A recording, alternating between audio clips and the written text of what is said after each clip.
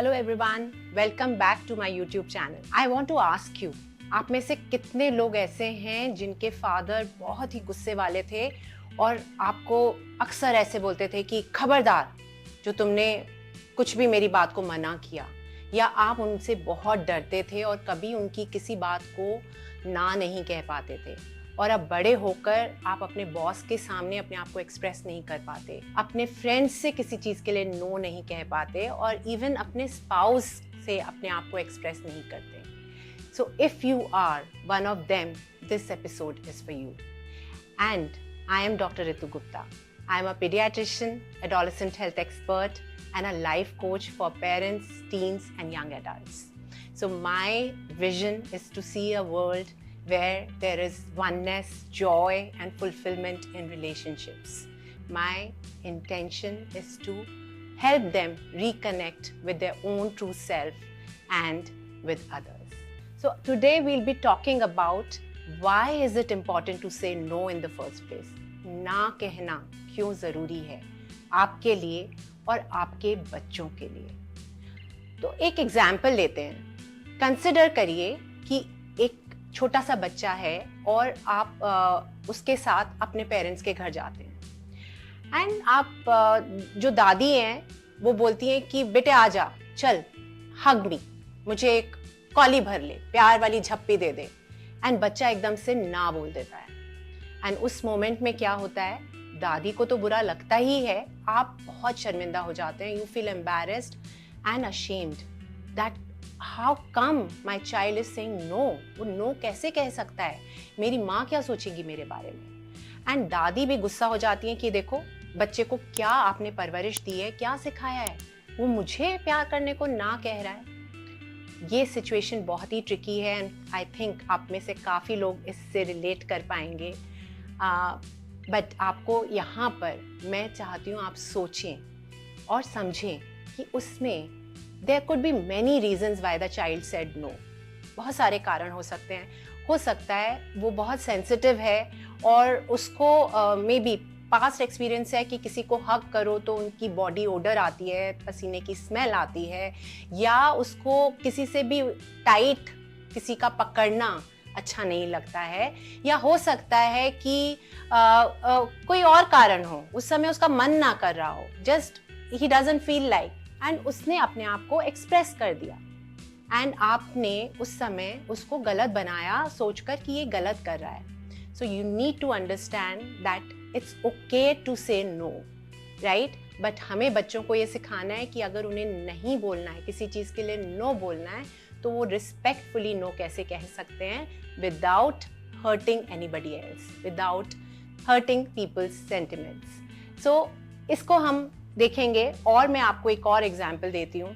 Suppose करिए आपका जो मे बी टीनेजर है, मे बी 13 ईयर्स 14 ईयर्स, और उसकी स्कूल से रेगुलर कंप्लेंट्स आती हैं कि एंड नोट आता है डायरी में कि your child is not completing the assignment, and you know he is defined, he disobeys, he doesn't listen. वो सुनता नहीं है, हमारी बात का कहना नहीं मानता है, और वो काम पूरा नहीं कर रहा है. एंड कॉमनली क्या होता है, पेरेंट्स परेशान हो जाते हैं, वो शर्मिंदा हो जाते हैं, वो बच्चे के पीछे पड़ जाते हैं, या उसको बोलते हैं कि तुम क्यों नहीं कर रहे हो, कितनी गलत बात है, तुम हमें भी शर्मिंदा कर रहे हो. एंड पेरेंट्स टीचर्स मीटिंग में जाकर maybe they feel ashamed, they feel embarrassed, and वो सारा कुछ गुस्सा, शर्मिंदगी बच्चों पर निकलती है, without trying to understand why the child did what the child did. कई बच्चे अपने हिसाब से, अपने तरीके से काम करना चाहते हैं, मे बी उनका तब मन नहीं है करने का, मे बी वो उस समय थके हुए हैं, मे बी वो इमोशनली उस समय किसी वजह से अपसेट हैं, और they are just tired, and we need to understand where they are coming from, right. So हमें बच्चे को पहले समझना है कि okay, my child likes to do things in his or her own way.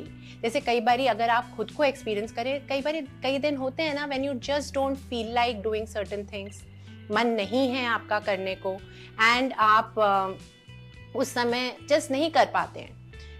There's nothing wrong in that. So first you need to understand your child. And then जब आप अपने बच्चे में कॉन्फिडेंस रखेंगे तो आप उसको सिखा दे सकते हैं कि okay, it's okay to say no, it's okay not to do, but then when do you plan to do it, कब अकम्प्लिश करोगे, क्योंकि एक्टिविटी करना, कंप्लीट करना भी इम्पॉर्टेंट है।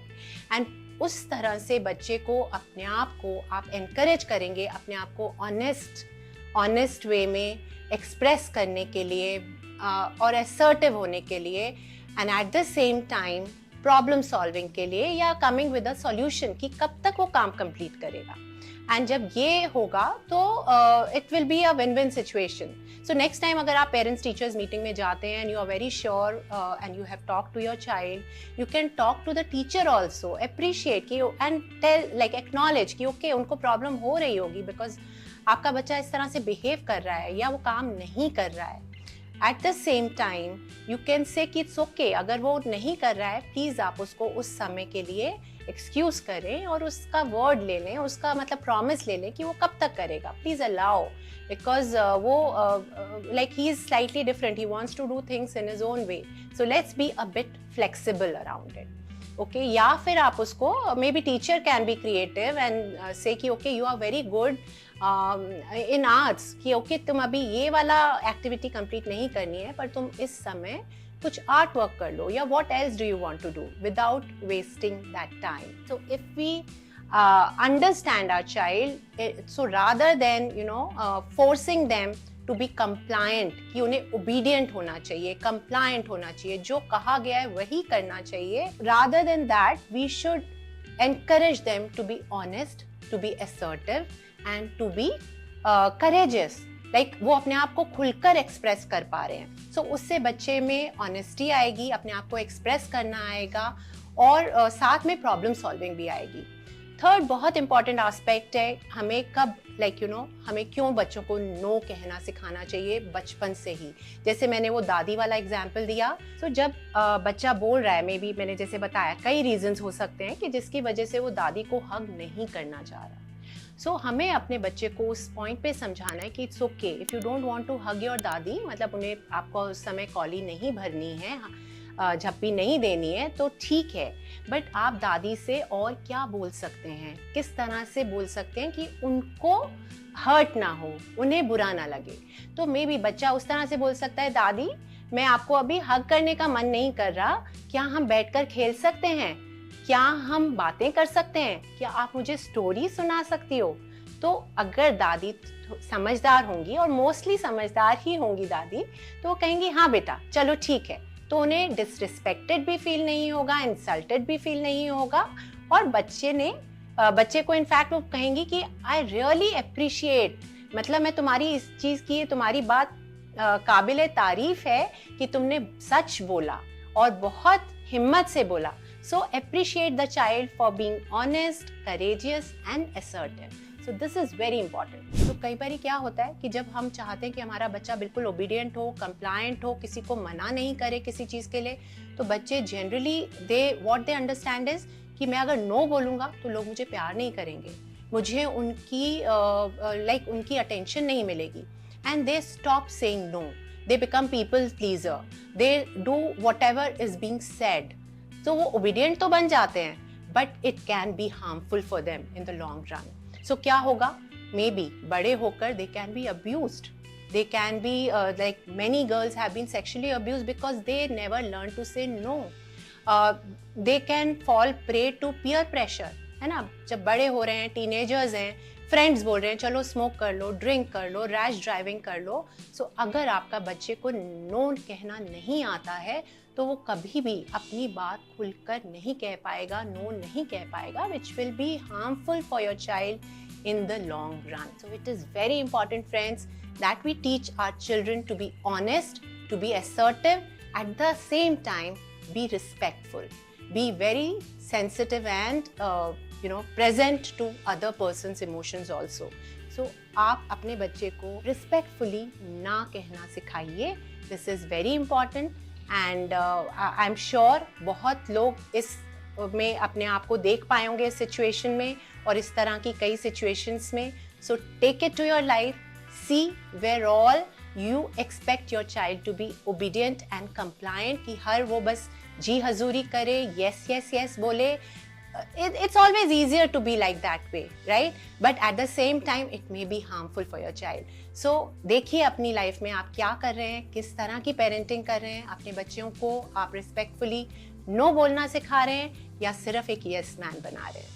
And if you resonate with this video, please don't forget to like this video, subscribe for my channel if you haven't done it, and share it with as many parents as you can. Thank you and see you soon again.